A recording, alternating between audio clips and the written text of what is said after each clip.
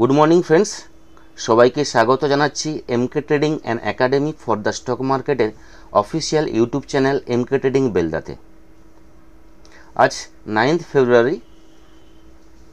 আজকের যে ভিডিও হচ্ছে নেক্সট উইকের 10th ফেব্রুয়ারি থেকে 14th ফেব্রুয়ারি পর্যন্ত মার্কেটের মুভমেন্ট কি হবে, বা যে উইক আমরা পেরিয়ে এলাম সেই উইকে মার্কেটে কি হয়েছে। অনেক উতার চড়াও, অনেক ইভেন্ট ছিল।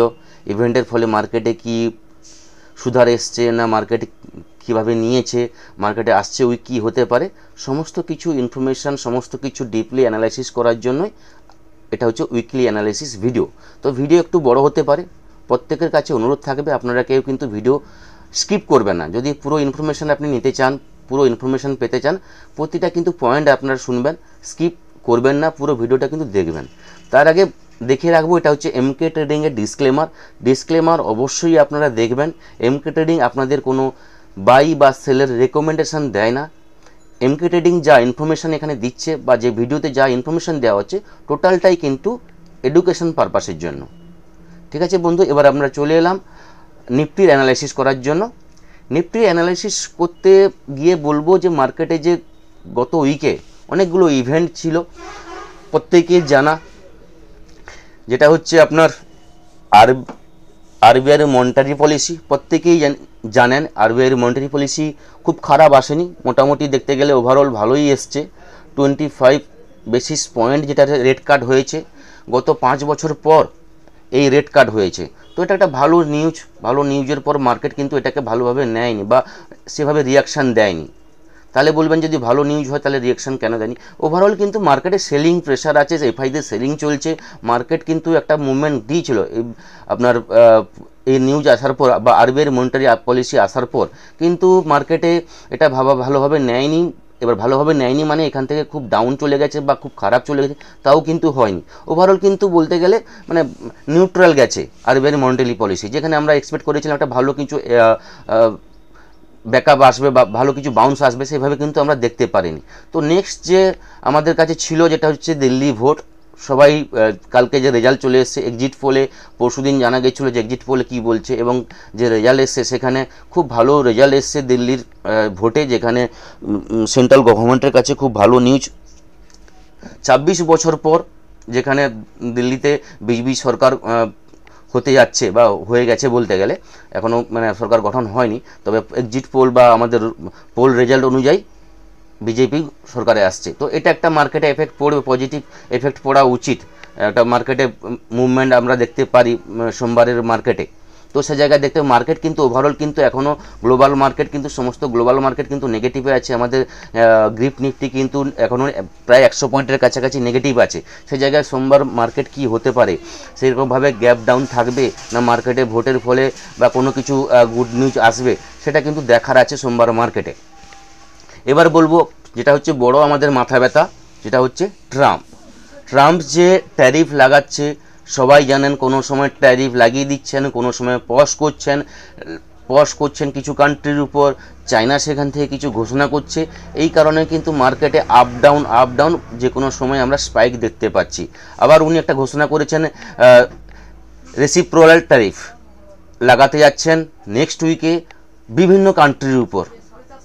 যত সব কান্ট্রি আছে, যে কান্ট্রিগুলোতে উনি লাগিয়েছিলেন তারপরে যেসব কান্ট্রিগুলো আছে সমস্ত কান্ট্রির উপর উনি রেসিপ্রোকাল ট্যারিফ একটা লাগাতে যাচ্ছেন, যেটা নেক্সট উইকে। এটা মার্কেটের কাছে খুব খারাপ নিউজ। এটা লাগালে মার্কেটে কিন্তু এই জন্য মার্কেট যে রিয়াকশান দিচ্ছে বা আমাদের যে ডাউ জোন্স বা গ্লোবাল মার্কেট, আমাদের গিফট নিফটি ডাউন এই কারণে। এটা হচ্ছে এর বাংলা হচ্ছে যেটা দেখুন, ভারত থেকে যে সামগ্রী ইম্পোর্ট হচ্ছে বা আমেরিকা থেকে যে সামগ্রী আমাদের এখানে আসছে, ওই ট্যারিফে ধরুন ভারত কী করছে, ইন্ডিয়া কোনো ট্যারিফের কোনো আমেরিকার কোনো পণ্যের উপর ট্যারিফ লাগিয়েছে 30%। তো ট্রাম্প চাইছে ভারত লাগিয়েছে 30%, ঠিক আছে, ও লাগিয়ে দিচ্ছে ওই ট্যারিফের উপর, মানে ওই প্রোডাক্টের উপর 30%। এইভাবে কিন্তু এটা হচ্ছে এই ট্যারিফের হচ্ছে মূল অর্থ। তো উনি লাগাতে চাইছেন নেক্সট উইকে, এবং দেখা যাক উনি আবার কী ডিসিশান নেন। কেননা নেক্সট উইকে বলেছেন মাঝখানে অনেক দিন আছে, তবে যে কোনো সময় উনি আবার ডিসিশান চেঞ্জ করতে পারেন। ওনার ডিসিশানের চেঞ্জে আবার মার্কেট কিন্তু এখান থেকে আপ উঠে যেতে পারে। এটা কিন্তু সবসময় মাথায় রাখতে হবে। ট্রাম্প সাহেব যতদিন থাকবেন ইউএস প্রেসিডেন্ট হিসেবে, ততদিন কিন্তু এরকম মার্কেটে আনসার্টেনিটি চলতে থাকবে। তো এটা হচ্ছে ব্যাপার।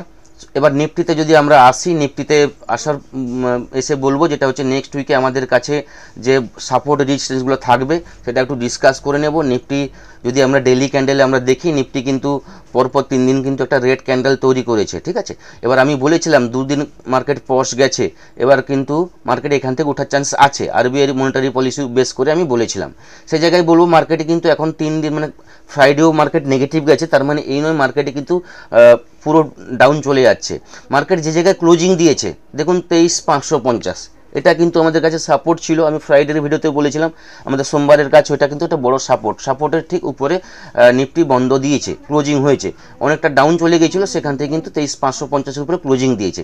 এবার সোমবার বা কারেন্ট উইক মানে আসছে উইকের জন্য আমাদের দেখা 23,550-এর উপর যদি মার্কেট এখানে স্টে করে যায়, তাহলে এখান থেকে কিন্তু আমরা আবার কিন্তু 23,650, 23,800 কিন্তু আপ লেভেল আমরা দেখতে পাবো। 23,550-এর নিচে যদি যায় তাহলে কিন্তু 23,420, 23,350 এই লেভেলগুলো কিন্তু আমরা দেখতে পাবো। তো আমাদের কাছে নিফটির যে বড় সাপোর্ট হবে 23,550 যেটা বর্তমানে আছে, এটা এরপরে 23,420, 23,350, ঠিক আছে। এই লেভেল যদি ব্রেক করে তাহলে কিন্তু 23,200 এবং 23,150 আমরা লেভেল দেখতে পাবো। তো এই লেভেল দেখে সাপোর্ট দেখে আপনারা কিন্তু ট্রেড করবেন। যদি উপরের দিকে আপ ট্রেন্ডের জন্য আপনাকে ট্রেড করতে হয় তাহলে নিফটিতে আমি তখনই বাই করব 23,600-র উপরে যদি নিফটি ট্রেড করা শুরু করে। 23,600-র উপরে গেলে টার্গেট একদম ছোট থাকবে 23,680, অথবা আপনি রাউন্ড ফিগারে 700 ভাবতে পারেন। 23,700-র উপরে মার্কেট যদি স্টে করতে পারে তাহলে কিন্তু 23,800 আমরা দেখতে পাবো। হ্যাঁ, 23,800 গেলে সেখান থেকে কিন্তু একটা সেলিং আসবে। তো সেই জায়গায় আপনার যদি আপ ট্রেন্ডে থাকেন সেখানে 23,800-র কাছাকাছি গেলে একবার প্রফিট বুকিং করতে হবে। 23,800-র উপরে যদি মার্কেট স্টে করতে পারে তাহলে কিন্তু ফার্দার কিন্তু আপ ট্রেন্ড আমরা দেখতে পাবো 23,900, 24,050-এর লেভেল কিন্তু আমরা দেখতে পাবো। এটা হচ্ছে নিফটির সাপোর্ট এবং রেজিস্ট্যান্স। যদি ব্যাঙ্ক নিফটির ক্ষেত্রে আমরা যাই, ব্যাঙ্ক নিফটির আমরা ডেলি চার্টে অ্যানালাইসিস করি, তাহলে ব্যাঙ্ক নিফটিতে সেম পরপর 3 দিন কিন্তু রেড ক্যান্ডেল হয়েছে এবং ফ্রাইডে যে ক্যান্ডেলটা হয়েছে খুব বড় ক্যান্ডেল হয়েছিল। ব্যাঙ্ক নিফটি অনেকটা ডিপে নেমেছিল, 50,000 ব্রেক করে গেছিলো, মানে 49,860-এর কাছাকাছি ব্যাঙ্ক নিফটি চলে এসেছিলো এবং হাইও হয়েছিল, মানে কারেন্ট উইকের যে হাইকেও টপকে গিয়েছিলো এবং লোকেও চলে এসেছিলো। হ্যাঁ, কিন্তু যেটা হচ্ছে আমাদের সোমবার যে হাই হয়েছিল সেই লোকে কিন্তু ব্রেক করতে পারেনি, অনেকটা ডাউনে ছিল। সেই জায়গায় ব্যাঙ্ক নিফটি যেখানে ক্লোজিং দিয়েছে সেও একটা বড় সাপোর্টের কাছে ব্যাঙ্ক নিফটি ক্লোজিং দিয়েছে, 50,150-এর কাছাকাছি ব্যাঙ্ক নিফটি ক্লোজিং দিয়েছে। এবার ব্যাঙ্ক নিফটির কাছে যে আমাদের সাপোর্টটা হবে, ফার্স্ট যে ব্যাঙ্ক নিফটির সাপোর্ট হবে 50,000 ভাবতে হবে, রাউন্ড ফিগারে 50,000-এর নিচে যদি ব্যাঙ্ক নিফটি ট্রেড করা শুরু করে সেখান থেকে কিন্তু আমরা ডাউন ট্রেন্ড দেখতে পাবো, যেখানে ফার্স্ট টার্গেট থাকবে যেটা হচ্ছে ফ্রাইডে লো 49,900। এর নিচে যদি যায় তাহলে ব্যাঙ্ক নিফটিতে 49,730 এবং তারপরে যে সাপোর্ট হবে 49,500। এটা হচ্ছে বড় সাপোর্ট সোমবারের জন্য বা আসছে উইকের জন্য। যদি এই লেভেলটা ব্রেক করে যায় 49,500 তাহলে কিন্তু 49,000 আমরা কিন্তু লেভেল দেখতে পাবো। এবার যদি আপ ট্রেন্ডের জন্য আমরা দেখতে চাই তাহলে ব্যাঙ্ক নিফটি আমরা তখনই আপ ট্রেন্ডের জন্য ট্রেড নেব ব্যাঙ্ক নিফটি যদি 50,400-এর উপরে ট্রেড করে। 50,400-এর উপরে ট্রেড করলে 50,550 আমরা দেখতে পাবো, বা 600 হতে পারেন, 550 রাউন্ড ফিগারে। এবার 550-র উপরে যদি ব্যাঙ্ক নিফটি স্টে করে তাহলে 50,850 এবং 51,050 এই লেভেলগুলো কিন্তু আমরা দেখতে পাবো। হ্যাঁ, ব্যাঙ্ক নিফটি তখনই আরও বুলিশ হবে যদি 51,050-র উপরে ট্রেড করে, সেখান থেকে কিন্তু আমরা 51,570 এই লেভেল কিন্তু আমরা দেখতে পাবো। ওভারঅল দেখুন যে ইভেন্ট ছিল, ইভেন্ট মোটামুটি প্রায় শেষ, ঠিক আছে। এবার কিন্তু মার্কেট আশা করি স্টেবল হওয়া উচিত। দিল্লির রেজাল্টও চলে এসছে, তো মার্কেট সোমবার দিন দেখুন মার্কেট কীভাবে রিয়াকশান নেয়। এক হচ্ছে দিল্লি ইলেকশন, 2 নম্বর হচ্ছে ট্রাম্পের ট্যারিফ। এই দুটোর বেশ করে কিন্তু সোমবার মার্কেট চলবে। তো সবসময় যেরকম বলে রাখি, স্ক্যাল্পিং করার চেষ্টা করুন, ছোট কোয়ান্টিটি নিয়ে ট্রেড করুন, সাপোর্টে সবসময় বাই করার চেষ্টা করুন, রেজিস্ট্যান্সে কিন্তু প্রফিট বুকিং করে ডাউনের জন্য কোনো ট্রেড করুন, দেখবেন খুব ভালো ট্রেড আসবে।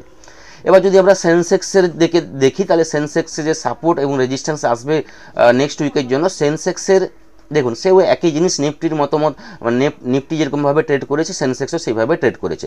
সেন্সেক্সের যে আমাদের বড় সাপোর্ট থাকবে 77,580, এটা হচ্ছে সেন্সেক্সের কাছে বড় সাপোর্ট। এটা যদি ব্রেক করে যায় তাহলে কিন্তু সেন্সেক্সে আমরা দেখতে পাবো যে ফ্রাইডের যে লো 77,500 লেভেল কিন্তু আমরা দেখতে পাবো।